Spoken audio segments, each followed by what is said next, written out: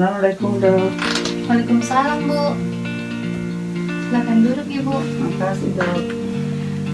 Sebelumnya Bu, perkenalkan saya Dr. Nurani Syariah, dokter yang bertugas pada pagi hari di klinik ini. Jadi saya akan menanyakan identitas Ibu terlebih dahulu. Nama Ibu siapa? Ibu Ati, Ibu Ati. Ibu Ati umurnya berapa Bu? 58 tahun dok. 58 tahun. Ibu Ati, kita tinggal di mana? Di Geropa dok. Di Gelaupan. Sekarang Ibu bekerja sebagai apa? Ibu rumah tangga dok. Ibu rumah tangga. Apakah Ibu ini sudah menikah? Sudah dok. Sudah Ibu.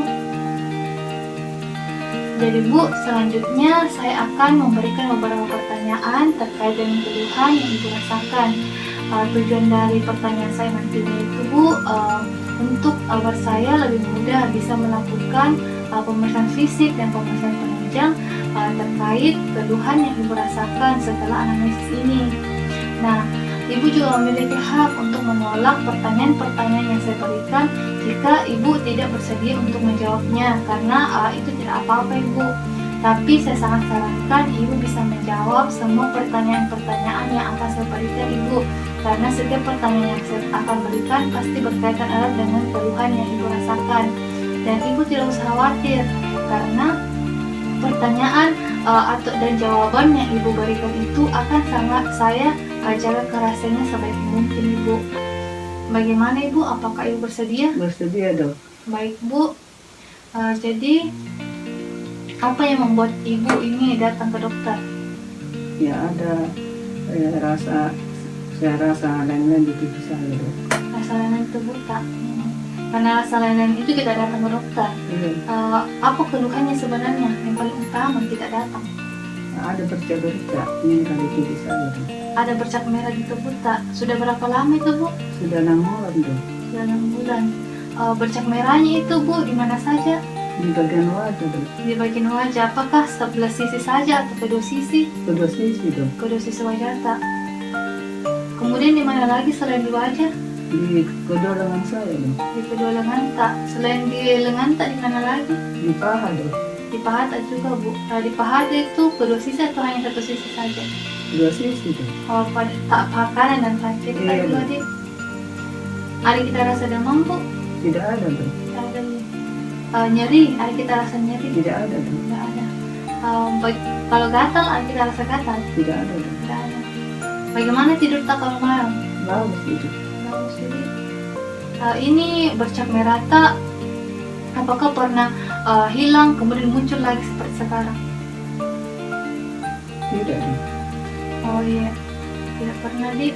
Sebelumnya ada riwayat tak memang mungkin beberapa bulan yang lalu atau mungkin beberapa tahun sebelumnya pernah memang ada keluhan yang sama seperti ini? Tidak ada dok. Tidak ada, tidak pernah memang ini pertama kalinya. Iya dok. Ini pertama kalinya Dik.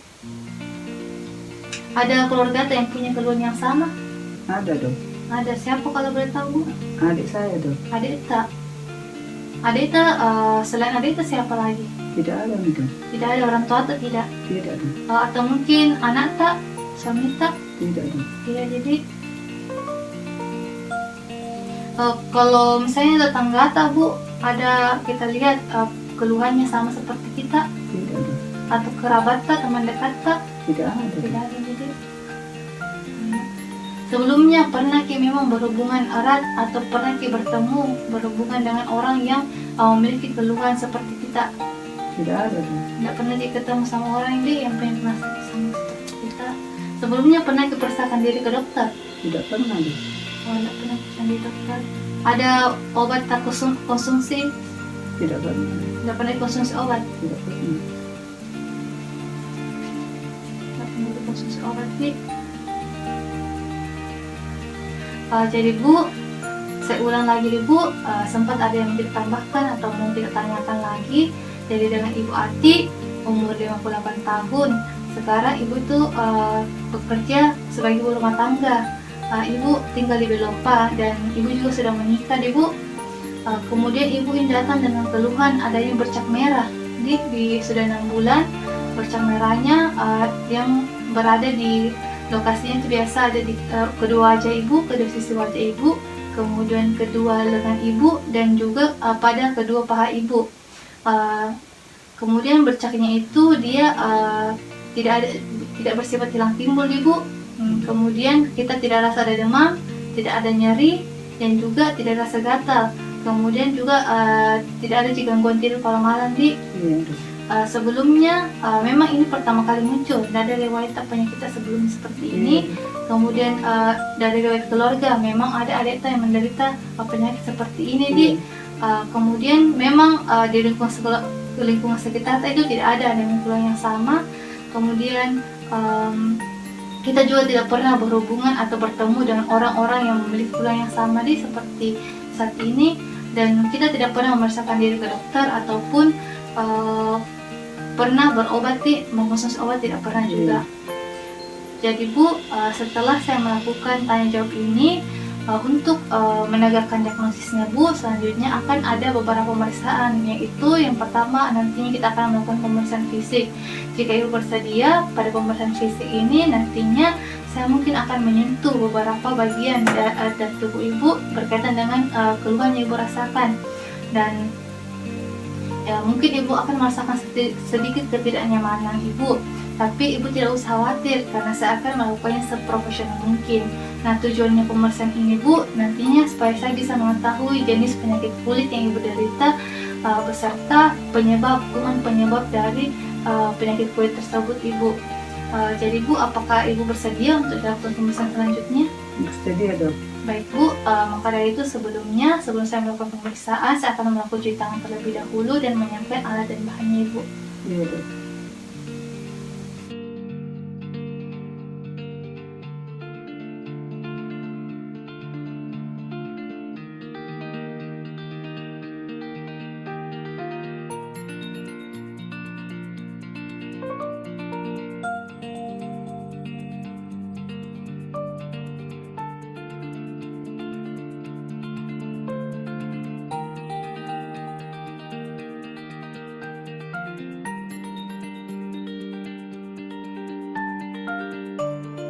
Jadi di sini kita akan melakukan pemeriksaan fisik, dimulai dari memperhatikan dari ujung kepala pasien. Kita perhatikan rambutnya, apakah terjadi penipisan atau kerontokan rambut.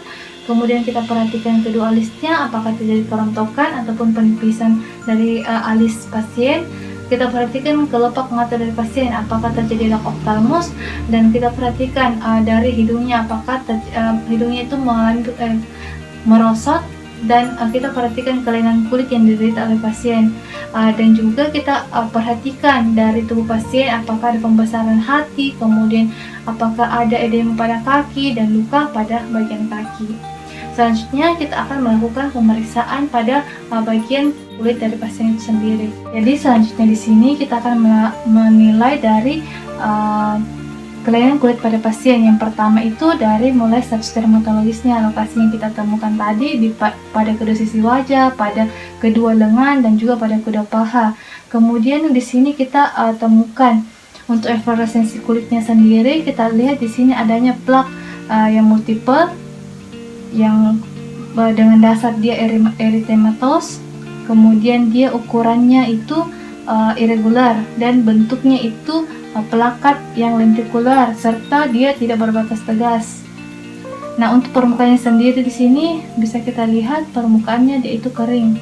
Begitupun dengan tangan sebelah kanan pasien, kita perhatikan juga adanya plak yang multiple. Kemudian dia ukurannya memang dia irregular dan bentuknya itu pelakat lentikular. Bisa kita lihat permukaannya kering. Nah, begitupun pada wajah dari pasien, kita perhatikan juga. Tadi Bu bisa buka maskernya. Nah, kita perhatikan pada kedua wajah pasien sama adanya plak yang multiple, kemudian dia dasarnya hitam, permukaannya itu kering, dan bentuknya itu pelakat lentikular, serta tepinya itu irregular. Nah, baik Bu, pada kedua paha pasien juga kita temukan sama gambarannya, efloresensi kulitnya. Selanjutnya kita lakukan uji sensitivitas. Nah, pada uji sensitivitas ini kita akan melakukan uji yang pertama itu uji kapas, yaitu uji raba halus dengan menggunakan ujung kapas seperti ujung kapas ini. Kemudian kita menggunakan ujung jarum untuk tusukan jarum untuk raba tajam. Kemudian untuk uji tabung ini ada tabung panas dan juga tabung dingin. Jadi Bu, sebelumnya yang pertama uji sensitivitas dengan raba halus. Tapi Ibu, ada kita rasa? Ada. Rasanya seperti apa? Halus. Ada kita rasa? Ada. Silakan tutup mata Bu. Ada kita rasa? Ada. Di mana Ibu? Ini. Ada kita rasa? Ada. Ini kita rasa? Tidak ada. Ada kita rasa? Ada. Ada, oh iya. Silakan buka mata Bu. Ada kita rasa? Ada. Rasa Bu? Ada. Tapi Bu, silakan tutup matanya. Ada kita rasa? Tidak ada. Ada kita rasa? Iya. Ada kita rasa Bu? Tidak ada. Silakan buka mata Bu. Ini tabung panas ya Bu. Kita rasa Bu. Iya. Rasa apa Bu? Panas. Ini kita rasa. Panas. Ini uji tabung air dingin nih Bu. Ada kita rasa. Iya. Rasa apa Bu? Dingin. Sini ada kita rasa. Iya. Rasa apa Bu? Dingin. Silakan Ibu tutup matanya. Ini rasa apa Bu? Panas. Bisa kita tunjuk di mana? Ada kita rasa? Tidak ada. Ini ada kita rasa Bu? Ada. Rasa apa Bu? Panas. Ada kita rasa Bu? Ada. Rasa apa Bu? Dingin. Ada kita rasa? Ada. Ini ada kita rasa? Tidak ada. Ada kita rasa Bu? Ada. Bisa kita tunjuk di mana? Silakan buka mata Bu. Selanjutnya tangan sebelah kanan Ibu. Ini untuk raba halus tadi. Ini ada kita rasa? Ada. Kita rasa? Ada. Silakan Ibu menolehkan wajahnya ke arah kiri. Ada kita rasa? Ada. Rasanya seperti apa Bu? Dan seperti disentuh. Ada kita Halus. rasa? Tidak ada. Ada kita rasa? Ada. Bisa kita tunjuk di mana? Oh iya. Silakan Ibu kembali Bu. Ibu, ada kita rasa? Ada.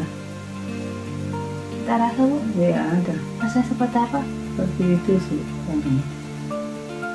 Silakan tutup mata Bu. Ada kita rasa Bu? Ada. Ini ada kita rasa? Tidak ada. Ada kita rasa? Ada. Bisa kita tunjuk di mana? Oh iya. Silakan buka matanya Ibu. Ini tabung panas Ibu. Ada kita rasa? Ada. Rasa apa Bu? Panas. Sini ada kita rasa? Tidak ada. Ada kita rasa? Sini ada kita rasa? Ada. Rasa apa Bu? Panas. Silakan tutup matanya Ibu. Ini ada kita rasa? Ada. Di sini ada kita rasa? Tidak ada. Ada kita rasa? Ada. Rasa apa Bu? Panas. Silakan buka matanya Ibu. Ini tabung dingin Ibu. Iya. Ada kita rasa? Ada. Rasa apa Bu? Dingin. Ada kita rasa? Tidak ada. Ada kita rasa Bu? Tidak ada. Rasanya bagaimana Bu? Dingin. Silakan tutup mata Bu. Ini ada kita rasa? Ada. Bisa kita tunjuk di mana Bu? Rasa apa Bu? Rasa dingin. Bisa kita tunjuk? Ini kita rasa apa? Rasa dingin. Bisa kita tunjuk? Ini ada kita rasa? Tidak ada. Ya, baik, silakan buka mata Bu. Bisa kita buka masker tak? Bisa.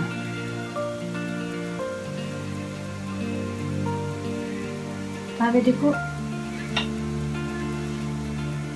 nyeri kita rasa? Iya. Iya. Ini nyeri kita rasa? Iya. Silakan tutup matanya Ibu. Nyeri kita rasa? Tidak ada. Kita rasa? Tidak ada. Baik Ibu. Ibu silakan buka matanya.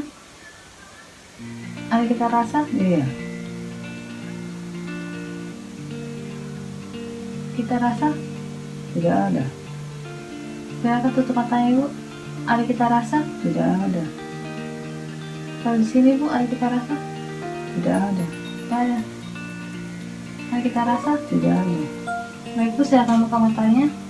Nah di sini kedua tabung ya Bu, tabung dingin tabung panas seperti tadi. Kayak Bu. Silakan buka matanya Bu. Ini tabung panas nih Bu. Ada kita rasa? Ada. Rasa apa Bu? Panas. Ada kita rasa? Iya. Rasa apa Bu? Panas. Silakan tutup matanya Bu. Ada kita rasa? Ada. Ada kita rasa? Tidak ada. Ada kita rasa Bu? Ada. Rasa apa Bu? Rasa panas. Ada kita rasa? Tidak ada. Silakan buka matanya Bu. Ini tabung dingin ya Bu, sensasi dingin. Masih silakan buka matanya Bu. Ada kita rasa? Ada. Ada kita rasa Bu? Ada. Silakan Ibu tutup matanya. Ada kita rasa? Tidak ada. Ada kita rasa? Ada. Ada kita rasa Bu? Ada. Rasa apa Bu? Rasa dingin. Di sini ada kita rasa? Tidak ada. Oke baik Bu. Jadi selanjutnya di sini kita akan melakukan pemeriksaan saraf tepi, yaitu akan kita temukan apakah adanya penebalan pada saraf tepi tersebut. Yang pertama yaitu nervus auricularis magnus. Tapi Ibu silakan Ibu memalingkan wajahnya ke arah sebelah kanan. Tapi Ibu.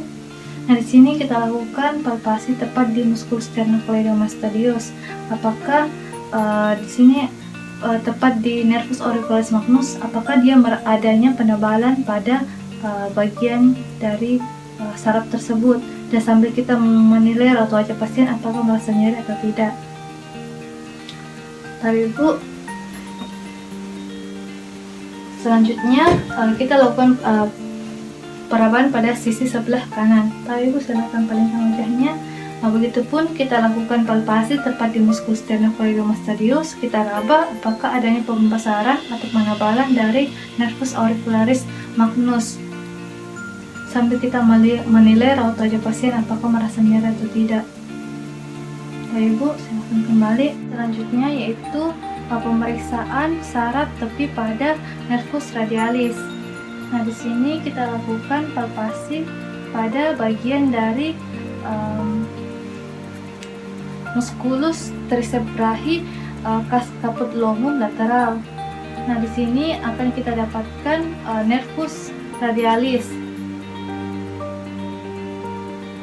Kita nilai apakah ada penebalan pada nervus radialis, serta kita perhatikan raut wajah pasien apakah dia merasa nyeri atau tidak. Begitupun dengan sisi tangan kanan pasien. Tapi Bu, kita lakukan juga perabaan seperti tadi, apakah ada pembesaran dari nervus radialis.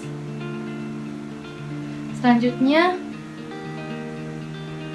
kita lakukan pemeriksaan pada nervus ulnaris. Tapi Bu, nah di sini kita lakukan perabaan atau palpasi pada bagian dari nervus ulnaris yang berada dalam sulcus nervi radialis tersebut, yang berada tepat di epicondylus medialis.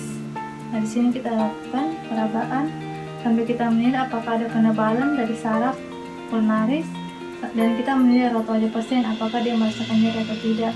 Begitupun dengan tangan kiri, kita juga melakukan hal yang sama. Tapi Bu, kita melakukan hal yang sama. Kita melakukan palpasi apakah adanya pembesaran pada nervus ulnaris, dan kita juga menilai raut wajah dari pasien. Bapak Ibu silakan kembali.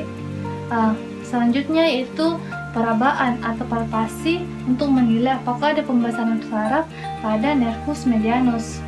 Di sini kita lakukan penekanan. Kita menilai apakah adanya pembesaran atau penebalan dari nervus medianus sambil kita menilai raut wajah dari pasien. Begitupun dengan tangan sebelah kiri. Kita lakukan penekanan juga apakah kita menilai apakah ada penebalan dari nervus medianus sambil kita melihat raut wajah pasien, apakah dia merasakan nyeri atau tidak. Jadi selanjutnya kita akan melakukan perabaan pada nervus peroneus communis atau nervus popliteal lateralis. Nah, di sini kita lakukan perabaan mula-mula dari area lateralis medial pada betis. Kemudian kita di sini kita temukan kaput fibula. Kemudian kira-kira 1 cm kita arahkan tangan kita ke belakang dan kita akan raba dari nervus popliteal lateralis tersebut. Nah, sambil kita menilai apakah adanya penebalan dan juga kita nilai raut wajah pasien.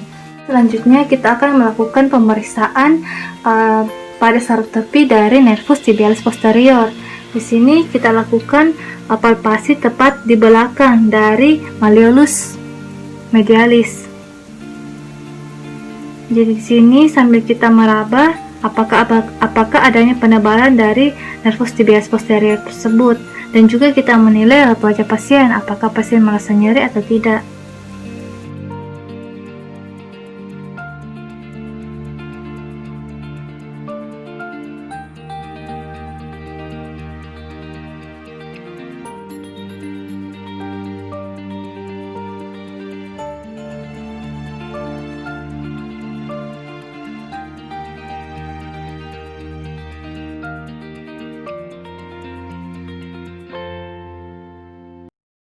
Jadi Bu, setelah saya melakukan beberapa pemeriksaan tadi, yaitu pada pemeriksaan fisis bercak kulit tadi, pada status dermatologis yang ditemukan pada kedua sisi wajah, kemudian pada kedua lengan dan juga pada kedua paha, Bu.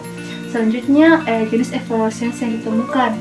Jenis eflorescensi yang saya temukan itu adanya plak yang multiple, kemudian dia plaknya itu bentuknya plakat lentikular dan permukaannya itu erythematosa, Bu. Kemudian selain itu ukuran dari plaknya itu dia irregular dan permukaannya itu kering pada seluruh bagian dari status dermatologis yang ditemukan tadi. Kemudian untuk uji sensitivitas, dari uji sensitivitas yang saya temukan itu Ibu adanya hipoalestesi atau Ibu tidak merasakan adanya nyeri pada saat dilakukan uji sensitivitas, baik itu sentuhan raba, halus, sentuhan adanya tekanan menggunakan jarum tadi, dan juga uji tabung dengan menggunakan tabung air panas dan juga tabung air dingin, Ibu. Nah, kemudian keadaan saraf tadi didapatkan adanya penebalan saraf pada nervus auricularis magnus, nervus radialis, nervus ulnaris, nervus medianus, nervus peroneus communis, semuanya itu ada penebalan saraf, Bu. Kemudian jadi setelah anamnesis dan beberapa pemeriksaan yang telah saya lakukan tadi, di sini saya mencurigai Ibu bahwa diagnosisnya ini yaitu morbus Hansen atau biasa disebut dengan lepragu atau kusta. Nah, untuk diferensial diagnosisnya itu yang pertama itu ada tinea corporis, yang kedua itu adanya dermatitis seboroid, yang ketiga itu pityriasis versicolor, yang keempat yaitu adanya vitiligo. Jadi setelah melakukan anamnesis dan pemeriksaan fisik, saya akan melakukan pemeriksaan penunjang untuk menegakkan diagnosis pastinya. Jadi untuk pemeriksaan penunjang yang akan saya lakukan, Bu, yaitu pemeriksaan basetan asam untuk menentukan diagnosis pastinya. Selain menunjang diagnosisnya, juga untuk mengetahui jenis stadium kusta yang Ibu alami saat ini, dan juga untuk penata laksananya sendiri. Jadi penata laksanaan yang saya berikan nantinya, Bu, secara farmakologi nanti pengobatannya yaitu MDT. Jadi Ibu akan diberikan yang pertama itu rifampicin. Jadi rifampicin bisa kita konsumsi 600 mg 1 kali dalam sebulan. Dan atau bisa juga dengan clofamicin. Jadi kita konsumsi 300 mg selama 1 kali dalam sebulan, dan ini kita konsumsi Bu harus rutin, harus kita konsumsi selama sebulan, 1 kali sebulan selama dalam kurun waktu 12 sampai 16 bulan namanya deh Bu. Dan ini obat harus sesuai dengan takarannya ya Ibu. Jadi kita harus rutin konsumsi obat kalau memang kita ada keinginan untuk sembuh, karena kusta ini sebenarnya bisa disembuhkan jika pasien yang kita bisa mau berobat dengan rutin, ya mengikuti pengobatan yang rutin selama 12-18 bulan itu Bu. Jadi itu saja Bu untuk pemeriksaan anamnesis, pemeriksaan fisik untuk kali ini Bu. Apa ada yang mau ditanyakan Ibu sebelumnya? Tidak ada. Tidak ada. Baik Bu, terima kasih banyak Ibu. Semoga Ibu lekas sembuh ya Bu. Iya, sama-sama.